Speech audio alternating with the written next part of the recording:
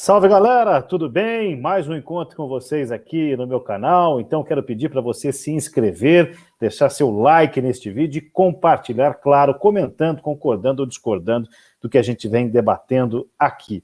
Olha só, neste domingo a Globo vai transmitir a reprise da final da Copa de 2002, o último título mundial do Brasil, Brasil 2, Alemanha 0. Naquele tempo quem tinha medo eram os alemães, né? E vai ser uma grande oportunidade para a gente revisitar não só aquele jogo, mas também aquela seleção que por vezes não recebe o crédito correto. A seleção num todo e também o meia Kleberson, que é o nosso assunto de agora. Cultuamos muito a seleção de 1982, que era uma ótima seleção, embora não tenha ficado com o título. Aliás, reprises dos jogos de 82 também estão passando, né? O Sport TV tem transmitido no canal a cabo. E há uma paixão por aquela seleção, pelos craques que na época vestiam as camisas dos grandes clubes brasileiros. A seleção de 50, vice-campeã do mundo, não tem o mesmo apreço. É claro que as gerações vão se sobrepondo, mas a derrota dentro de casa custou muito caro àqueles atletas que fizeram história. Muita gente do Expresso da Vitória do Vasco, por exemplo, o quanto o Barbosa pagou, né? Parece que foi inocentado após o 7-1. A seleção de 98, vice-campeã, também não tem muito aquele apreço, porque os 3-0 e toda a história do Ronaldo deixaram isso para trás. O brasileiro não sabe perder, exceto por 82, que é muito cultuada. Em contrapartida, a seleção de 2002 é pouco cultuada.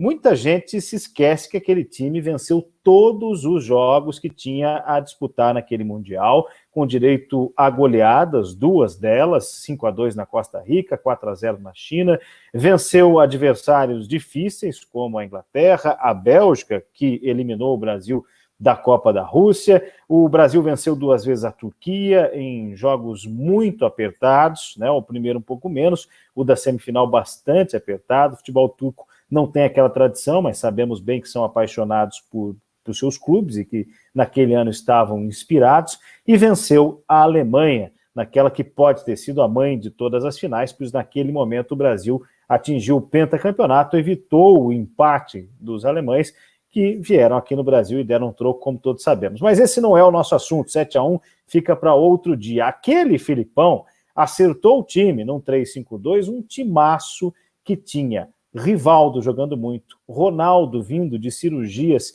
e voando, né? Só não foi o melhor da Copa porque a FIFA escolheu o Oliver Kahn antes, o Kahn que pagou, né, com um bate-roupa ali para o Ronaldo, o Ronaldinho jogando muita bola, Roberto Carlos, o melhor lateral esquerdo do mundo à ocasião, quem sabe o melhor de todos os tempos, uma defesa firme com o Marco jogando muita bola, com o Edmilson jogando, uma defesa no 3-5-2, que era, recentemente, o Filipão ainda disse que foi uma ideia que ele pegou do Geninho, técnico do Atlético, campeão brasileiro de 2001. O Tite também usava o mesmo sistema no Grêmio, estava na moda, né?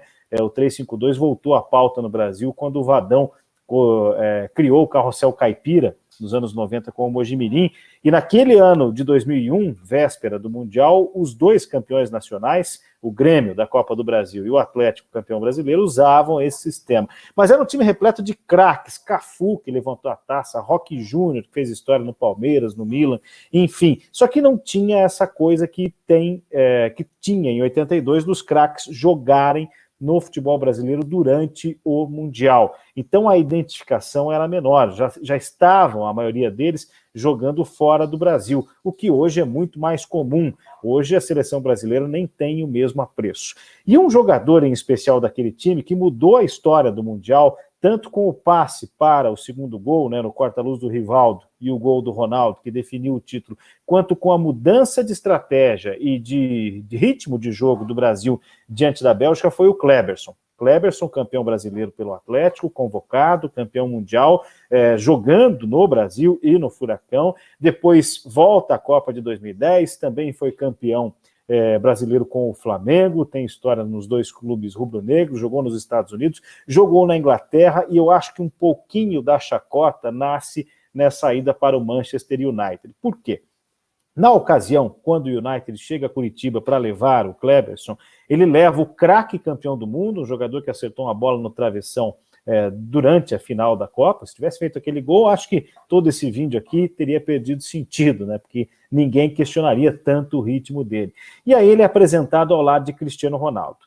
A passagem no Manchester não foi brilhante. Foi uma passagem com um título de Copa, foi bem discreta, era um momento também de mudança. O Cristiano Ronaldo era uma aposta vinda do Sporting, né, de Portugal, e que virou esse fenômeno que virou um dos 2 melhores jogadores do mundo na atualidade e para todos os tempos estará certamente ou no top 5 ou no top 10 por tudo que já fez com a camisa de Portugal, do Real Madrid, do próprio Manchester e agora tenta fazer na Juventus. Bom, vira chacota porque quem olha a foto hoje não entende que naquele momento chegava uma aposta, que se tornou uma grande realidade, e um campeão do mundo, né? Vira chacota também porque em 2010 ele foi mal. Mas naquele Mundial de 2002, aliás, em 2010, quem não foi mal, né? O Brasil que até jogava bem, depois a falha do Júlio César, esse um pouco mais poupado, apesar da história contar que ele estava, né? Falhou no lance com o Felipe Melo. Acho que o Felipe Melo falhou até mais do que ele ao se antecipar ali e impedir que ele fizesse o corte. Estava no 7-1, mas é mais poupado, porque é um jogador que atuou na Internacional, com grandes títulos, que teve sucesso também no Flamengo, enfim. Agora, o Kleberson não é tão poupado assim, fica sempre à margem da discussão. E aí, quando a gente fala das grandes seleções da história, talvez porque esse intervalo de 18 anos não tenha nos trazido a maturidade e a saudade ainda de um time vencedor, embora já são 18 anos sem vencer uma Copa, e chegaremos a 22 com 20 anos, né? Um intervalo mais longo que o Brasil viveu foi de 24, entre 70 e 94, ou seja, se não ganhar no Catar, vai repetir esse intervalo. Isso ainda não provocou esse saudosismo que se tem de 82. 82, sim, foi uma grande pena, por tudo que eu já falei, mas 2002 merecia ser mais cultuada. Talvez a terceira melhor seleção de todos os tempos. 70, indiscutível, mundialmente eleita, né? Com os seus craques, a melhor seleção, o melhor time desportivo de todos os tempos. 58, com Garrincha e Pelé, também merece todos os elogios, Zagallo, Didi, tantos outros craques, né? Eu acho que depois vem 2002, sim, não vem 82, não. A terceira melhor seleção de todos os tempos é essa. Ou alguém não tem saudade dos gols do Ronaldo, das arrancadas que ele fazia com a camisa da seleção, dos passes mágicos de Ronaldinho, da categoria do Rivaldo, dos chutes e da cobertura bem feita do Roberto Carlos, dos passes mágicos do Cafu, das defesas do Marcos, da segurança de Lúcio, de Roque Júnior, de Edmilson, a mesmo das entradas do Juninho, grande ídolo do Lyon, do Vasco, do Sport. E claro, alguém não tem saudade do quanto Kleberson jogou naquela Copa, de quanto ele jogou naqueles anos?